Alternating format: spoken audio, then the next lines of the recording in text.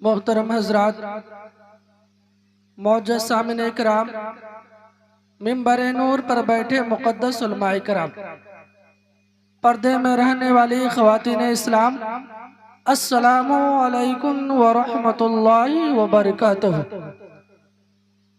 الحمدللہ الحمدللہ وکفا وسلام علی عبادہ الذین اصطفیٰ، اما بعد فاعوذ باللہ من الشیطان الرجیم، بسم اللہ الرحمن الرحیم۔ وَأَمَّا بِنِعْمَةِ رَبِّكَ فَحَدِّثْ، صدق اللہ المولانا العظیم وصدق رسول النبی الکریم، وَنَحْنُ عَلَى ذَلِكَ لَمِنَ الشَّاهِدِينَ وَالشَّاكِرِينَ وَالْحَمْدُ لِلَّهِ رَبِّ الْعَالَمِينَ۔ بادہ توحید کے متوالو، شمع نبوت کے پروانو، اولیاء امت کے جانثارو، غوث و خواجہ اور رضا کے دیوانو، آئیے ہم آپ سب سے پہلے گنبد خضرا میں آرام فرمانے والے آقا و مولا جناب محمد رسول اللہ صلی اللہ تعالی علیہ وسلم کی دربار گوہر بار میں درود و سلام کا ہدیہ پیش کرے۔ پڑھے بآواز بلند، اللہ رب محمد صلی اللہ علیہ وسلم، نحن بعد محمد صلی اللہ علیہ وسلم، صلاۃ و سلام علیک یا رسول اللہ صلی اللہ تعالی علیہ وسلم۔ حضرت محترم، منبر نور پر بیٹھے مقدس علماء کرام، ہمارے دائیں جانب حضرت علامہ و مولانا نسیم اختر صاحب قبلہ، جو عالیہ نیٹ ورک کے ذریعے ہم تمامی حضرات کو دنیاوی مصیبتوں اور دنیا کی بیماریوں کا علاج اور اس سے فائدہ حاصل کرنے کا طریقہ بتاتے ہیں، اور اسی نیٹ ورک کے ذریعے سے ہمیں اور آپ کو اللہ اور اس کے رسول کا پیغام بھی سناتے ہیں۔ دوسرے جانب شہنشاہ ترنم بلبل باغ مدینہ مداح خیر الانام حضرت حافظ و قاری محتشم رضا صاحب قبلہ سے آپ تمامی حضرات نے بڑی اچھی آواز میں نعت مصطفیٰ صلی اللہ تعالیٰ علیہ وسلم سماعت فرمائے۔ میرے بعد آپ حضرت علامہ و مولانا نسیم اختر صاحب قبلہ سے بھی خطاب سماعت فرمائیے گا۔ حضرات محترم، آج کا یہ محفل میلاد النبی صلی اللہ تعالیٰ علیہ وسلم کا انعقاد علی جناب شان محمد صاحب کے صاحبزادے علی جناب رفیق صاحب، ان کے صاحبزادے اب علی جناب بابو کمران صلی اللہ علیہ کے جانب سے ہم تمامی حضرات اس محفل میلاد النبی صلی اللہ تعالیٰ علیہ وسلم میں شرکت کر رہے ہیں۔ اللہ تبارک و تعالیٰ کی بارگاہ میں دعا ہے کہ مولا تبارک و تعالیٰ ہم تمامی حضرات کو اہدنا الصراط المستقیم پر چلنے کی توفیق و رفیق عطا فرمائے، اور اللہ تبارک و تعالیٰ کی بارگاہ میں دعا ہے کہ مولا تبارک و تعالیٰ صاحب خانہ کے گھر سے جتنی روحیں اس دنیا سے جا چکی ہے سبھی کو جنت الفردوس میں اعلیٰ سے اعلیٰ مقام عطا فرمائے۔ شاعر ارشاد فرماتا ہے، بلغ العلا بکمالہ کشفت الدجی بجمالہ حسنت جمیع خصالہ صلو علیہ وآلہ۔ اور شاعر آگے ارشاد فرماتا ہے کہ اے شہنشاہ مدینہ الصلاۃ والسلام، اے شہنشاہ مدینہ الصلاۃ والسلام، زینت عرش معلیٰ الصلاۃ والسلام۔ اور شاعر آگے ارشاد فرماتا ہے کہ مومنوں پڑھتے رہو تم اپنے آقا پر درود، مومنوں پڑھتے رہو تم اپنے آقا پر درود، ہے فرشتوں کا وظیفہ الصلاۃ والسلام، ہے فرشتوں کا وظیفہ الصلاۃ والسلام، اے شہنشاہ مدینہ الصلاۃ والسلام۔ حضرت محترم، آپ نے بارہا جب موت کی محفل ہوتی ہے، اصالِ ثواب کی محفل ہوتی ہے، تو آپ نے سنا ہوگا کہ من ربو کا، تمہارا رب کون ہے، ما دینوں کا، تمہارا دین کون ہے، ما کنت تقول فی ھذا الرجل، اس نورانی چہرے کے بارے میں کیا کہا کرتے تھے۔ حضرت محترم، اس پورے واقعے کو شاعر اپنے شعر میں یوں بیان کرتا ہے، یوں فرماتا ہے کہ قبر میں جب جلوہ دکھائیں گے آپ کے، قبر میں جب جلوہ دکھائیں گے آپ کے، ہو زباں پہ پیارے آقا الصلاۃ والسلام، ہو زباں پر پیارے آقا الصلاۃ والسلام۔ میں و سنی ہوں جمیل قادری مرنے کے بعد، میں و سنی ہوں جمیل قادری مرنے کے بعد میرا لاشا بھی کہے گا الصلاۃ والسلام، میرا لاشا بھی کہے گا الصلاۃ والسلام۔ حضرت محترم، میں نے قرآن مقدس کی بڑی مشہور و معروف آیت کریمہ تلاوت کرنے کا شرف حاصل کیا۔ رب تبارک و تعالی قرآن مجید کی آخری پارے میں 30ویں پارے میں اس آیت کریمہ کو رب تبارک و تعالی نازل فرماتا ہے، وَأَمَّا بِنِعْمَتِ رَبِّكَ فَحَدِّثْ، یعنی اپنے رب کی نعمتوں کا خوب بڑائی بیان کرو، اپنے رب کی نعمتوں کا چرچا کرو۔ حضرات محترم، آج ہم مصطفیٰ جان رحمت صلی اللہ تعالی علیہ وسلم کا ذکر کر رہے ہیں۔ آج ہم مصطفیٰ جان رحمت صلی اللہ تعالی علیہ وسلم کا ذکر کرنے کے لیے آئے ہیں۔ مصطفیٰ کا ذکر سب سے پہلے کبریا نے کیا۔ مصطفیٰ کا ذکر اتنا عمدہ چیز ہے، مصطفیٰ کا ذکر اتنا بڑھیا چیز ہے کہ آج پوری کائنات مصطفیٰ جان رحمت صلی اللہ تعالی علیہ وسلم کا ذکر جمیل کر رہا ہے۔ اب رب تبارک و تعالی خود مصطفیٰ صلی اللہ تعالی علیہ وسلم کا ذکر فرما رہا ہے۔ حضرات محترم، میں آپ کو بتاتے ہوئے چلوں کہ حضرت موسیٰ پیغمبر اللہ تبارک و تعالی کے ذلیل القدر پیغمبر ہے، نبی ہے۔ حضرت موسیٰ علیہ السلام کوہ طور پہاڑ پر چڑھ کر اللہ تبارک و تعالی سے ہم کنارہ ہوا کرتے تھے، رب تبارک و تعالی کی تجلیوں کا کرشمہ دیکھا کرتے تھے۔ حضرت موسیٰ علیہ السلام کو رب تبارک و تعالی نے ایک لاٹھی عطا فرمایا تھا۔ حضرت موسیٰ علیہ السلام اس لاٹھی کے سہارے سے کوہ طور پہاڑی پر چڑھا کرتے تھے۔ حضرات محترم، جب موسیٰ علیہ السلام پہاڑ پر چڑھ کر اللہ تبارک و تعالی سے ہم کلام ہوا کرتے تھے، ادھر گھر میں ماں بیٹھ کر موسیٰ پیغمبر کے لیے دعا کرتی تھی، گھر میں بیٹھ کر ماں حضرت موسیٰ علیہ السلام کے لیے دعا فرمایا کرتی تھی۔ حضرات محترم، کتابوں میں علماء لکھتے ہیں کہ جب حضرت موسیٰ علیہ السلام کی والدہ محترمہ کا انتقال ہو گیا، ماں اس دنیا سے چلی گئی، تو غیب سے ندا آئی کہ اے موسیٰ پیغمبر، اب کوہ طور پہاڑی پر بڑو اطمینان و سکون سے آئیے گا، اس لیے کہ جب آپ پہاڑ پر چڑھا کرتے تھے تو گھر میں بیٹھ کر ماں آپ کے لیے دعا کرتی تھی۔ رب تبارک و تعالی آپ کی ماں کی دعاؤں کے صدقے طفیل بڑی اطمینان سے آپ چڑھ کر اللہ تبارک و تعالی سے کلام کیا کرتے تھے۔ حضرت محترم، موسیٰ علیہ السلام کے ہاتھ میں جو چھڑی تھی، لاٹھی تھی، اس کا کرشمہ یہ تھا کہ جب موسیٰ علیہ السلام اس لاٹھی کو زمین پر رکھ دیا کرتے تھے، حکم دیا کرتے تھے، تو وہ اژدہا کی شکل اختیار کر لیا کرتا تھا۔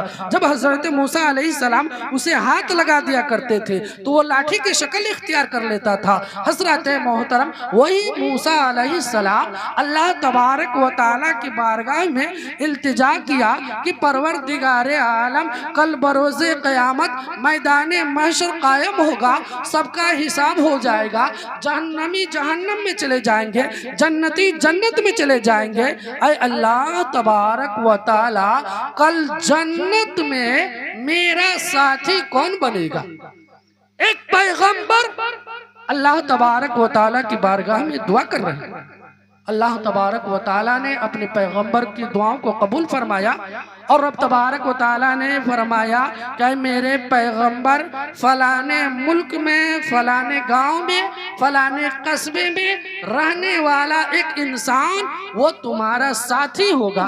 حضرت محترم، اللہ تبارک و تعالی کے بارگاہ میں حضرت موسیٰ علیہ السلام نے عرض کیا کہ میرے معبود، اے پروردگار عالم، میں اس انسان سے زندگی میں ملنا چاہتا ہوں، زندگی میں اس سے ملاقات کرنا چاہتا ہوں۔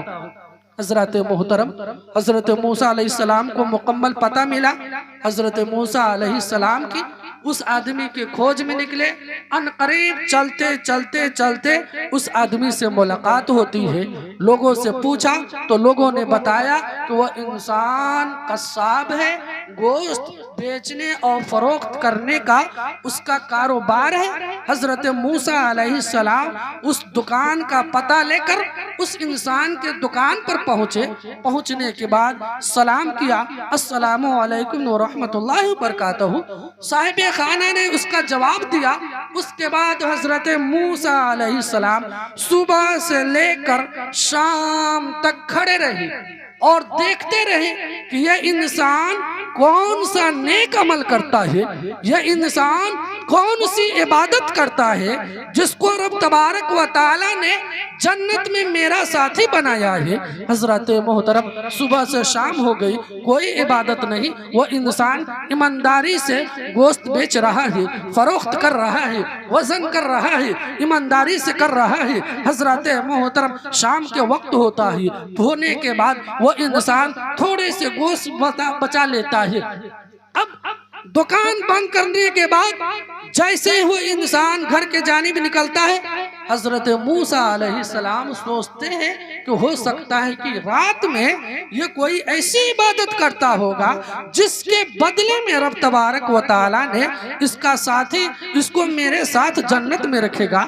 हजरत मोहतरम उस इंसान से अर्ज करते हैं, ऐ दोस्त, मैं इस गांव में, इस मोहल्ले में मुसाफिर आदमी हूँ। आज रात मैं तेरे घर पर रुकना चाहता हूँ। हजरत मोहतरम हजरत मूसा अलैहिस्सलाम उस इंसान के घर तरफ चल पड़ते हैं।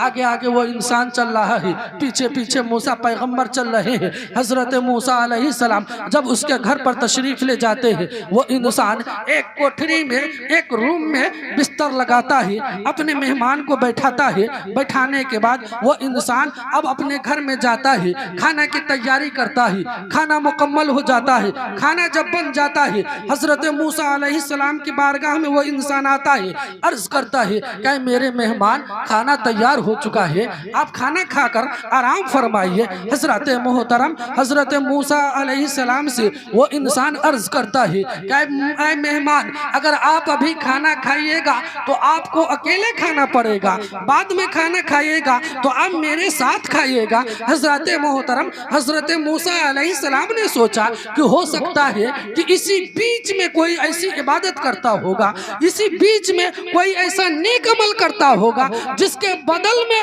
रब तबारक व तआला ने जन्नत में इसको मेरे साथ रखा है। हजरत मोहतरम हजरत मूसा अलैहिस्सलाम उस इंसान से सवाल करते हैं, ऐ इंसान, माजरा क्या है, बात क्या है कि अगर मैं अभी खाना खाऊंगा तो मुझे अकेला खाना पड़ेगा, बाद में मैं खाना खाऊंगा तो मैं तेरे साथ खाऊंगा। हजरत मोहतरम वो इंसान अर्ज करता है, ऐ मेरे दोस्त, ऐ मेरे मेहमान, ऐ मेरे हम दोस्त, सुनो सुनो, मेरे पास एक माँ है, वो लाचार है, वो अपने बिस्तर से उठ नहीं सकती है, वो अपने से खाना खा नहीं सकती है। मैं अपने माँ के लिए खाना बनाया हूँ, अब मैं माँ को बिस्तर से उठाऊंगा, अपने माँ के मुंह धुलाऊंगा, अपने माँ के चेहरे को धुलाऊंगा, अपने माँ को खाना खिलाऊंगा। जब मेरी माँ खाना खा लेगी उसके बाद मैं खाऊंगा। हजरत मोहतरम हजरत मूसा पैगंबर अर्ज करते हैं, ऐ मेरे दोस्त, ऐ मेरे साथी, सुनो सुनो, जब माँ इतनी ज़ईफ़ा है तो माँ से इजाजत तलब कर लो, मैं भी तेरी माँ की ज़ियारत कर लूँ, मैं भी तेरी माँ के पास चलूँ। हजरत मोहतरम हजरत मूसा पैगंबर को इजाजत मिलती है। हजरत मूसा अलैहिस्सलाम उसके माँ के पास तशरीफ ले जाते हैं। वो इंसान अपने माँ को बिस्तर से उठाता है, चेहरे को धुलाता है, मुंह को धुलाता है,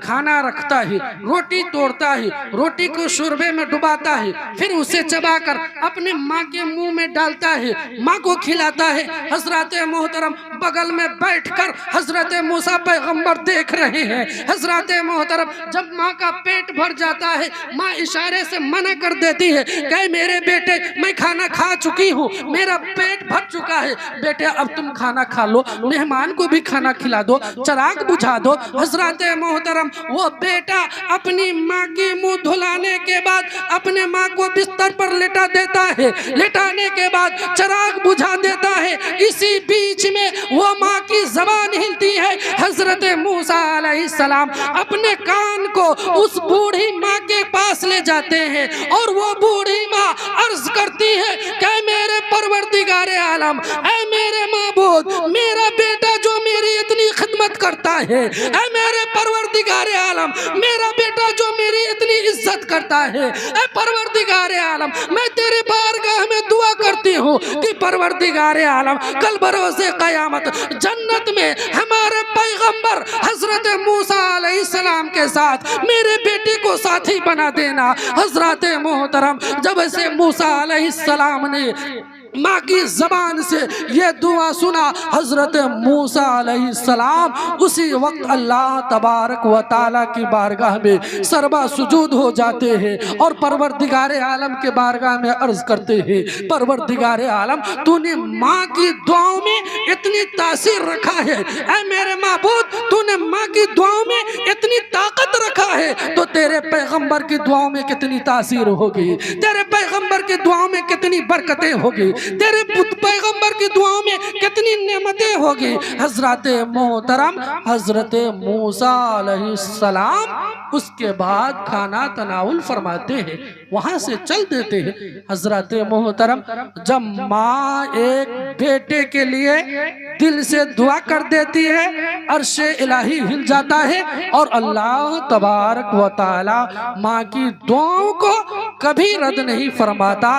لہٰذا میں اپنے نوجوانوں سے، اپنے بزرگوں سے، اپنے ساتھیوں سے، اپنے بیٹیوں سے، اپنے بچیوں سے میں مخلصانہ یہ التماس کروں گا کہ ہر اولاد اپنے ماں باپ کی ادب و احترام کرے، باپ کے مقام کو سمجھے، ماں کے مرتبے کو سمجھے۔ باپ کو رب تبارک و تعالیٰ نے جنت کا دروازہ بنایا ہے تو ماں کے قدموں کے تلے رب تبارک و تعالیٰ نے جنت رکھ دیا ہے۔